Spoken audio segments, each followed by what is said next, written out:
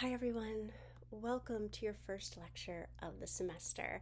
I am your professor, Dr. Julianne Scott-Pollock, and we are going to be talking about La Befana, an Italian Christmas legend that we are going to be performing this year in the Lutzi Black Box.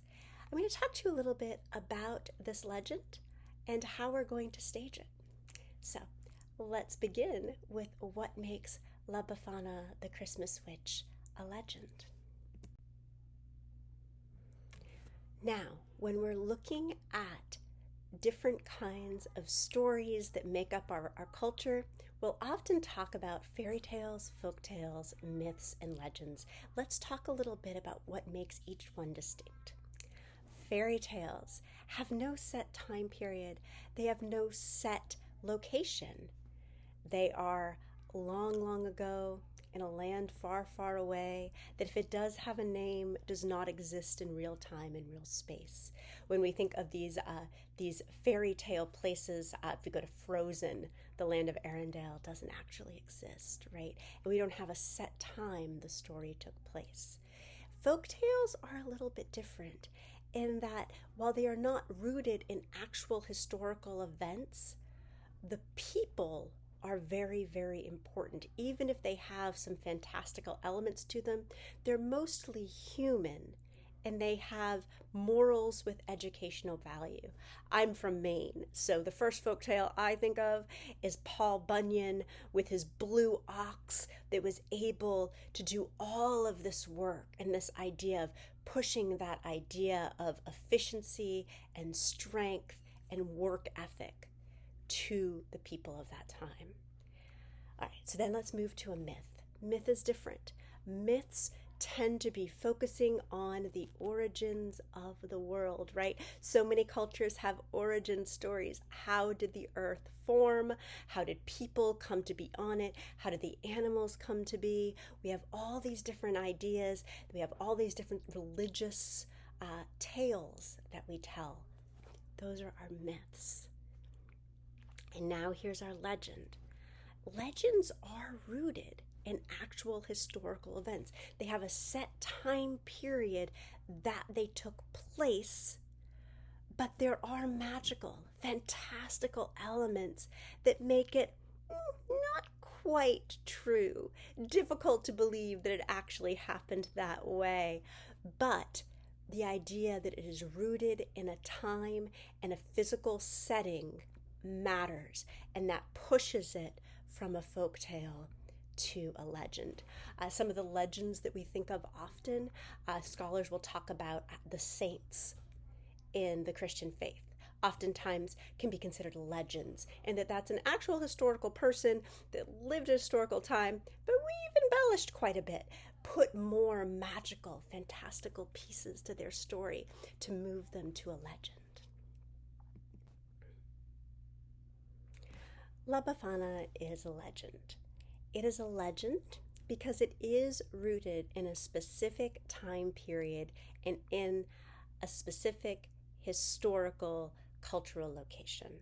It is happening when the wise men are en route to Jesus, who they find on January 5th, according to the Christian traditions, and the fact that she is located in Italy on their way there outside of Rome. So because there is a time period and a location that is real associated with the story, it is therefore considered a legend, and it moves from the historical period with real people during this time to incorporate the magical elements of her becoming immortal and flying around the world, giving candy and sweets to good children.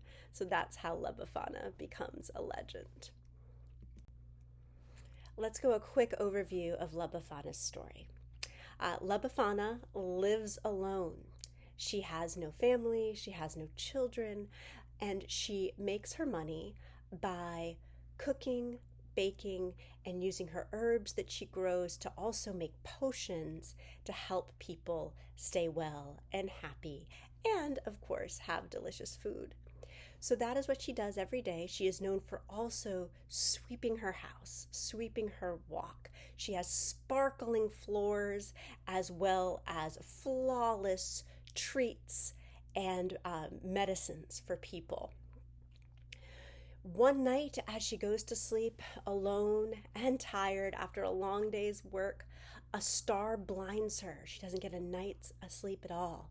The next morning, she's exhausted, but she begins cooking and baking and mixing her herbs when she meets the wise men on their way to Jesus. And they ask her if she saw the star.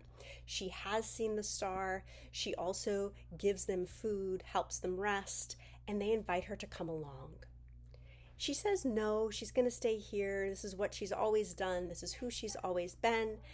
But at the last minute, she decides she's going to go with them. So she bakes and she bakes and she cooks and she cooks and she gets all of these treats ready to give to Mary and Joseph because she doesn't want to show up empty-handed. But then she sees the kitchen, the floor, everything's a mess. So she takes her broom and she sweeps and she sweeps and she sweeps until she sees that it's getting dark. So she grabs her basket of treats and her broom, still in her hand, and runs, trying to catch the wise men.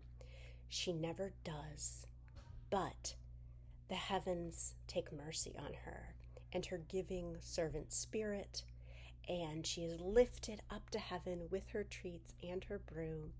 And every Epiphany, January 5th, when the wise men met Jesus, she comes down from heaven giving treats to all the good children of the world and sweeping their parents' floors to usher in the new year. Now, when is this story happening? Now we know that it takes place, the idea of the year zero, right? The year Jesus is born, but it actually emerged during the Middle Ages. They believe that what scholars believe after a lot of research is that what happened was the Sabine goddess Sthrenia, who watched over children, was the primary goddess of the winter solstice, of the dark of winter, and it involved this huge procession of people that would bring figs and dates and other sweets to her altar in a beautiful grove of trees to ask for protection and health for their children and safety in the new year. But the Christian monks that were sent to convert others to Christianity found that the festival was a lot of fun. It was very loud, included some drunken debauchery sorts of traditions, and they knew they could not simply tell them they could not celebrate Sthrenia. They needed to come up with an alternative. And so over time, the legend of La Befana, centered on the birth of Jesus, was born.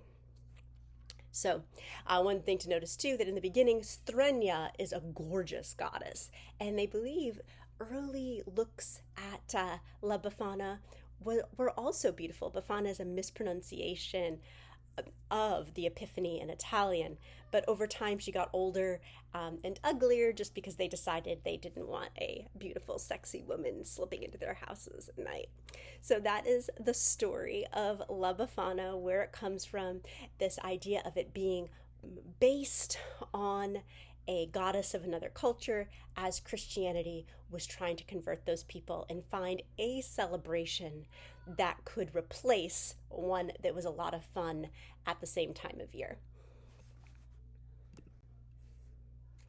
One thing to really think about is this idea of how La Befana deeply resonates, like Sthrenia deeply resonated, and this idea of this immortal being that loves children, wants to care for others, and who brings us hope for celebration, for treats, for safety. That we're all going to make it through the darkest, coldest times of year, and our little children, often seen as the most vulnerable during that time, being the ones that are focused upon and protected for the future. So, that is the legend of La Befana, what makes it a legend, where it came from, and we will continue to talk throughout the semester of how we are going to adapt multiple storybooks of this particular tale into a multifaceted production that involves historical events and the history, as well as Italian music and some original songs. So I'm so excited to have you here, whether you are here as a performer, a producer, or a digital artist, or some combination of all of those. I am very excited for the semester. We will talk more about the interdisciplinary origins of the method of literary adaptation in our next lecture. Let's talk soon. Bye.